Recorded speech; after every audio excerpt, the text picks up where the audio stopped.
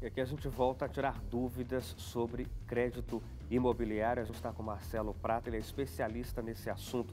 Marcelo, a pessoa prefere ficar no anonimato do interior de São Paulo e quer saber o seguinte: ela tem um financiamento imobiliário e quer saber se um divórcio muda alguma coisa nesse caso. Em relação à propriedade do imóvel, não, porque o imóvel ainda não é deles, ainda está em nome do banco. Mas em relação ao financiamento, eles continuam solidários, né, na proporção que cada um compôs a renda desse financiamento em relação a ele.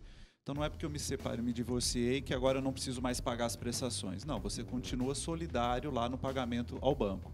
O que tem que fazer, sim, é comunicar ao banco, e se um dos dois for assumir o financiamento, é necessário que ele tenha renda suficiente para pagar sozinho por esse financiamento. Caso contrário, eles vão ter que continuar casados, pelo menos no contrato de financiamento. Na dívida. O Guilherme, de Areado, em Minas Gerais. Os bancos do governo têm taxas de juros menores do que bancos privados para o empréstimo para financiamento imobiliário? Nem sempre. Esse é um mito que existe, né, de que a Caixa, por exemplo, é o banco que tem as linhas de crédito mais baratas, em função de ela ter sido o principal agente financiador da casa própria. Mas hoje todos os bancos são muito competitivos em taxas de juros. É claro que quando a gente fala de Minha Casa Minha Vida, aí sim, Caixa e Banco do Brasil vão ter as melhores taxas porque é um dinheiro diferente.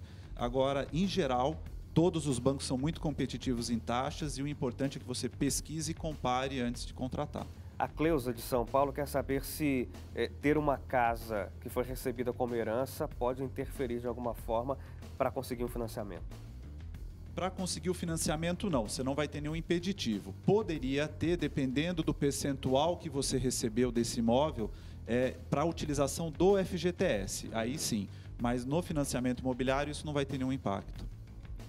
O Jefferson do Rio de Janeiro, aliás, quer saber o que fazer primeiro, antes de entrar numa negociação para conseguir um financiamento imobiliário.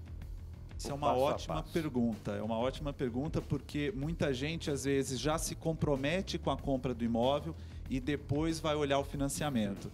E aí, muitas vezes, você tem que dar um sinal lá para a imobiliária, ou para o corretor, ou para o vendedor do imóvel, e corre o risco de seu financiamento não ser aprovado. Então, o primeiro passo é junta toda a documentação, vá até o banco, aprova seu crédito e só daí se compromete com um sinal no imóvel, se for o caso. Ok. Enedino, em Minas, de Minas Gerais, dá para usar o fundo de garantia para comprar terrenos também?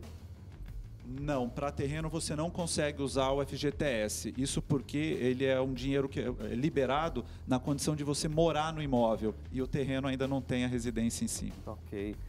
O Vitor, de Novo Brasil, em Goiás, quer saber se dá para financiar um imóvel em uma cidade se você mora em outra. Sim, você pode financiar um imóvel em qualquer lugar do Brasil, independente de onde você more. Essa é uma limitação no caso de utilização do fundo de garantia. Aí sim tem algumas regras que têm que ser seguidas, mas via de regra você financia onde você quiser, desde que você tenha como pagar. Ok. A Estela financiou um apartamento por 10 anos, já pagou por 2 e ela tem saldo no fundo de garantia. Dá para amortizar? Sim, se ela se enquadrar nas regras do FGTS, como por exemplo não ter outro imóvel no nome dela, ela pode sim usar esse dinheiro. A única ressalva que eu faço é que tem que lembrar que o FGTS ele é uma espécie de seguro caso você perca o emprego. Então não adianta nada limpar o FGTS para quitar o financiamento e depois perder o emprego e ter que tomar dinheiro caro para sobreviver. Então, se não for esse o caso, aí sim vale pegar todo o FGTS para amortizar o seu financiamento. A Eunice, uma pessoa idosa com 61 anos, tem como financiar uma casa? Sim, tem como financiar. O que vale lembrar é que os bancos eles permitem que o prazo de financiamento somado à idade da pessoa não ultrapasse 75 ou 80 anos. Então, no caso de um banco que tope aí um financiamento até 80, ela poderia financiar por 19 anos. Então, sim, dá para fazer. Qual é a desvantagem? É que com prazo mais curto, mais reduzido, você vai ter uma parcela mais alta e os seus seguros, os seguros embutidos nesse financiamento também vão ser mais caros. Ok.